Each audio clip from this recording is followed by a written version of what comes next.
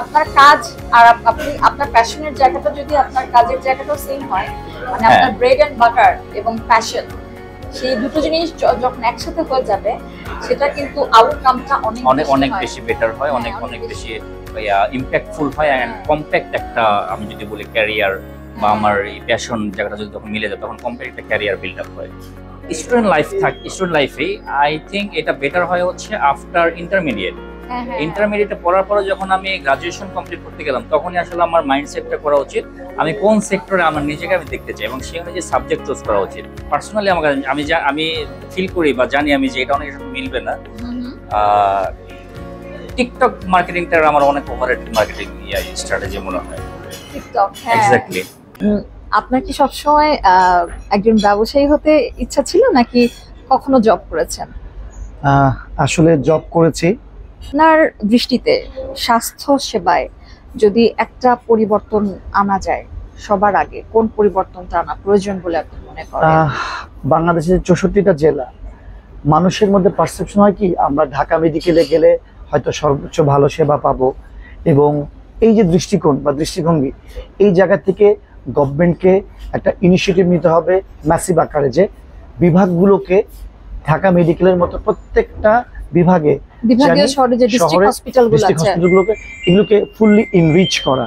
আইএমবিডি agency হচ্ছে আপনার বিজনেসের অনলাইন প্রেজেন্সে নিয়ে যাওয়া এবং এটা থেকে রেভিনিউ জেনারেট করার টোটাল প্রসেসে যা যা দরকার, যে আপনার content creation to promotion, entire solution হচ্ছে আইএমবিডি এজেন্সি দেয়। এবং আমরা হচ্ছে মানে one of the full stack digital marketing agency, যাদের ধরেন যে আমাদের হাউজে স্টুডিও, অডিও, ভিডিও, মানে ফুলফিলমেন্টের জায়গাতে আমরা মানে বলা যায় যে অনেক বেশি আগায় আছে, কিন্তু আমাদের রেফারেন্সে ক্লায়েন্ট অনেক বেশি। আমরা doctor directly pick the phone, not agent. আমাদের সারা বাংলাদেশে 250টা হসপিটালের সাথে আমাদের পার্টনারশিপ আছে। 20-30% মধ্যে ডিসকাউন্ট পাবেন। কেন পাচ্ছেন? Because you are a client of clinical. যাকে নিয়ে আমি ব্যবসা শুরু করেছি, টিল নাও আমরা পার্টনার, এবং মোর দেন পার্টনার, মোর দেন ব্রাদার, মোর দেন সামথিং। সার্ভিস দিয়ে, সেবা দিয়ে, প্রোডাক্ট পৌঁছে দিয়ে, অক্সিজেন সাপ্লাই দিয়ে, অক্সিজেন কনসেন্ট্রেটর, মাস্ক, পিপি, এগুলো দিয়ে মানুষের যে ফিডব্যাকটা পেয়েছে, এটা আসলে আমাদের বাকি জীবন মনে রাখা।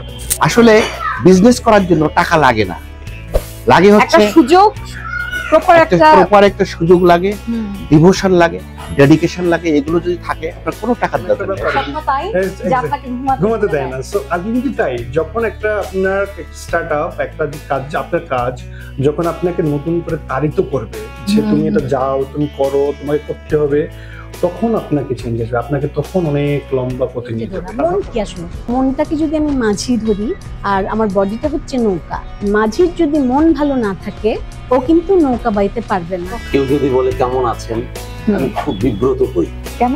কারণ আমি সবসময় ভালো থাকি। আপনি কি ঈদের দিনে এরকম সার্টিফিকেট থাকেন? এটা আংশিক সত্য। আমাকে ওইভাবে যদি তখন ডিমোটিভেট না করা হতো, তাহলে আমি হয়তো এতটা অ্যাগ্রেসিভ হয়েতে এই রাস্তায় আমি হাঁটবো, এই কাজে আমি করব এবং আমি করে দেখাবো, এই জেদটা আমার ভেতরে আসতো না।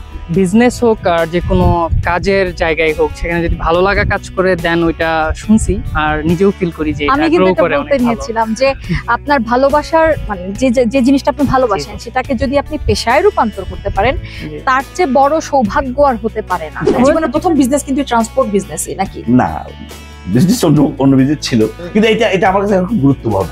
কাস্টমার ওয়াইজ, তাদের প্রেফারেন্স ওয়াইজ আপনারা তাদেরকে আলাদা করেছেন এবং সেই অনুযায়ী তাদেরকে আপনারা টার্গেট করে সেই অনুযায়ী সার্ভিস দেওয়ার ট্রাই করছেন। Is it like that?